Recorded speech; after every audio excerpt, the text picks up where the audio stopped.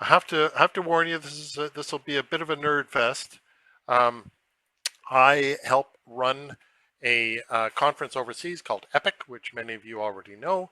At the last EPIC, there was a poster session, and I shared what I call the Learning Agents Flexible Recognition Framework um, to people there, and I've actually written it up for um, a journal that I'll be talking about a little bit more later. So the idea here is open recognition as flexible recognition and practical ways of making that possible and having frameworks to do that, and just where we're at so far with that.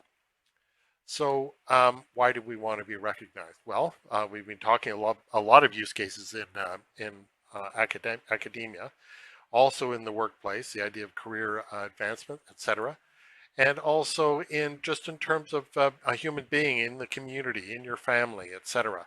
We all seek recognition through our lives. So how do we make that possible and not just favor too much the formal? It would be the question.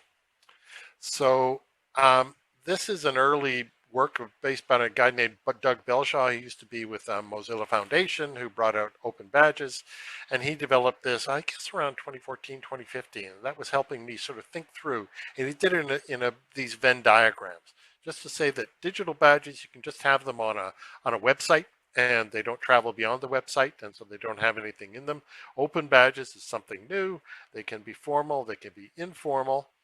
Um, but then if they're formal, then they start trending into things like academic digital credentials. And what we don't have so much anymore is just old paper academic credentials. They're mostly digitized these days. But on the left side, it's more formal, assessed and captured.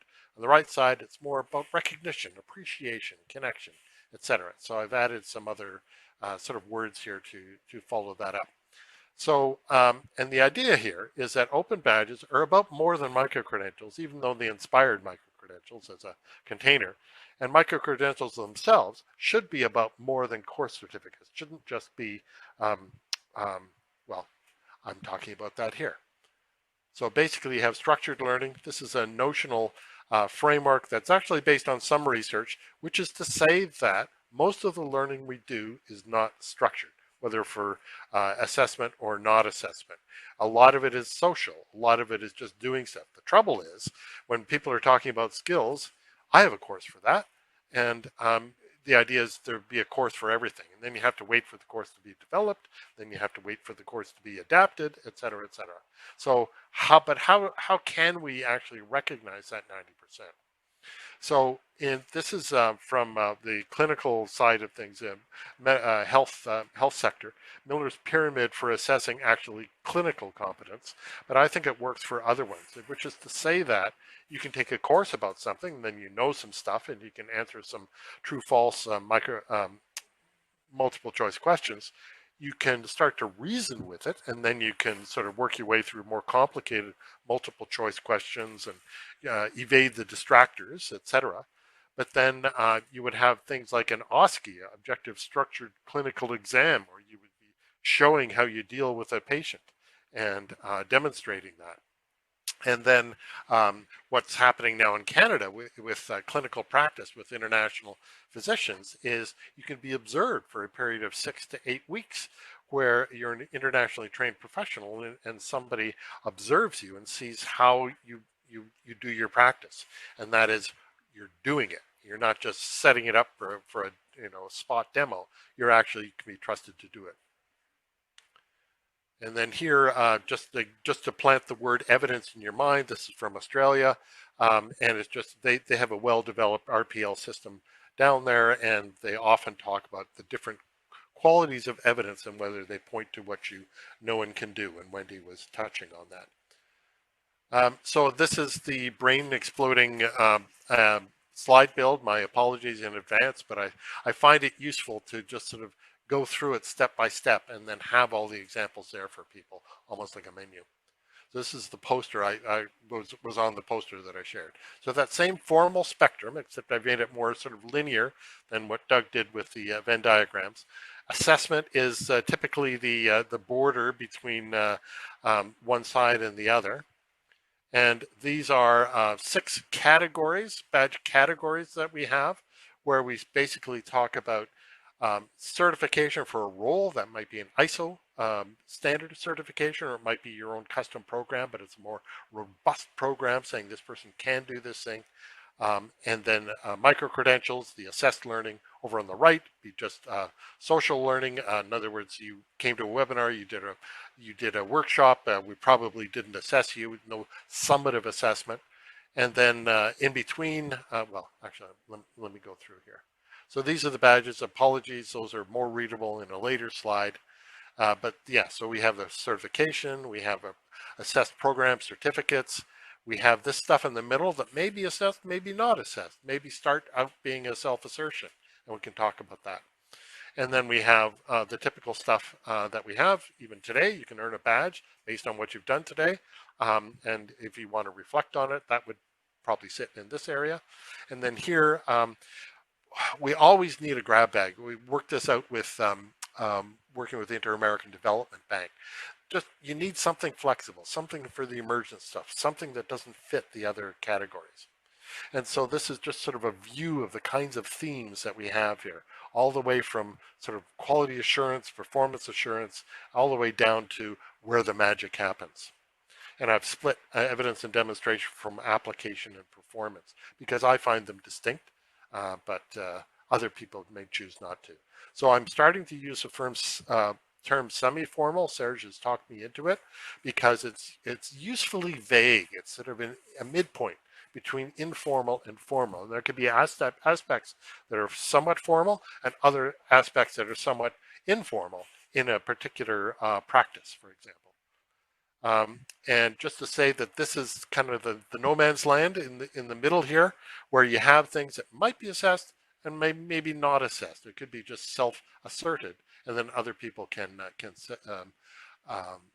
look at it and weep, or actually assess it. Noah Geisel looked at an early model of this, and he was worried about the bucket aspect. And so this is just to say that these are characteristics, they're observed characteristics. You might have several in a particular instance of a badge, if that's what you're doing. And so, for example, you could have something that began over here and has an assessment, or has an application of learning added on to something that began just as a non-formal program, for example. Just a couple of other things. You can stack these things, obviously, and you can have informal stacks, and you can have formal stacks. And then just to talk, Adrian was talking about this, the idea of pre-assessed learning. So basically, you can have things that start out in a non-formal way, or maybe were assessed but not inside an academy, and then ends up being recognized, etc. Similarly, you could have a really high stakes program. BC Campus early days was playing with badges where you would be a health professional, but how are you working with First Nations? And that would be a less formal layer on top of your very formal license to operate. And just to say, this is highly adaptable, highly, you can either extend it or reduce it. And actually what I'm going to go to now is how you could do both. So One Ed Tech, just other examples of this out there. They have a pretty simple model, and they've actually simplified it more since they first started. And it sort of shows some academic starting points. They have, first of all, the credential, the trusted credential, which has a whack of metadata expectations, somewhat based on the Australian micro-credential framework system, but others, there's some sort of, what's the word, expectations for what should be in there that seem rather prescriptive to me. But perhaps that's just me, but it's worth having a look. And then everything else. Okay, so they have 2 categories. They don't really have a stacked category. They don't really have, they don't differentiate between different types of assessed credentials, for example. Then we have this, which is, I'm not sure we have somebody in the audience right now from NSCDA, but essentially they took the framework that we offer them. We actually supply badge templates to new clients that are based on these things, based on these types of badges that people can use as starting points to make their own badge. So that's essentially what they did. They reversed the direction, so the formal's on the right. And what they have is organized learning, not assessed. That's actually our phrase. And then they have an assessed micro-credential, which would be that. And then essentially the certificate is a stacked micro-credential. So it's a micro-credential program. So we have that, and that's perfect. I just love seeing that when people sort of take it and make it their own. But I'm just going to explore here for you how uh, uh, what we have now, and this is where you can actually see the badges. So we have certification, assessed learning, evidence and demonstration, the application performance, and I've split organized learning into completion, which would be typically self-paced learning, and participation, which would be typically synchronous, whether it's online or face-to-face, and then the flexible is there. And these are the stacks, and you sort of see there's a little visual differentiation, and once you get to know the badges, you can sort of expect what you'll see inside it. And the stacking just indicates it's not always 3, it's just more than 1. So I'm looking at this, and actually I began as with, for example, with a completion badge, which and didn't differentiate the participation. But if you wanted to simplify things, starting with the formal side, you might say, well, maybe certification and certificate, they're hard to differentiate the way we do our learning. So why don't we just have assessed learning, kind of like NSCDA? And then on the sort of not assessed but organized thing, just have an organized learning badge. And maybe it's a webinar, maybe it's a self-paced course, maybe it's a combination. And then in the middle, it could be that if it's assessed, maybe, yeah, so basically you could just sort of say anything with documented performance, either synchronous or non-synchronous, a body of evidence, or somebody observed it and checked it off. That's just documented performance. So what you can have is basically your assessed learning, your organized learning, and then in the middle, how you performed. So Wendy, maybe that's why I mentioned performance. I don't know. Sometimes I don't know why I say things. So flexible recognition, I think we need to keep some place where the magic can happen. So that's my suggestion on how, if you wanted to take our 7 badges and sort of reduce them, this is one way you could do that. Actually, it's 9 if you include the stacks. So just to say that this is a very complicated poster I shared in Paris on the left, and I wrote a 40-page paper on it, which is going to go into hopefully going to go into the next edition of Playo. There's just a quick summary of it in the current thing that's published there now. But as I say, there's a 40-pager in there now, and I'm happy to take any questions. In the meantime, you can decide to apply for a badge if you learned something, or if you just want to take an aspirin, you're welcome to do that. Have I left myself time here?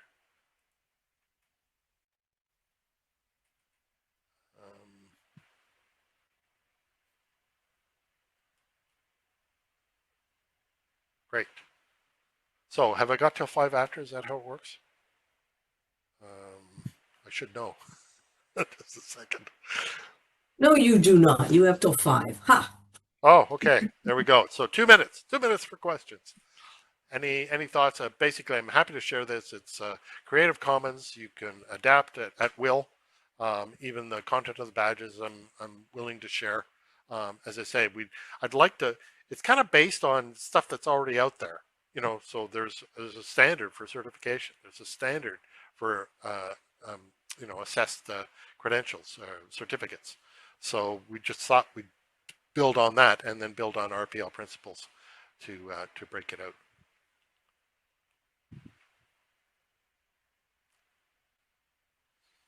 So maybe I'll ask myself a question. No, I won't. So, okay, that's great. I think you do have another minute or two, Don. Okay. Well, what If would you like people to have hear questions.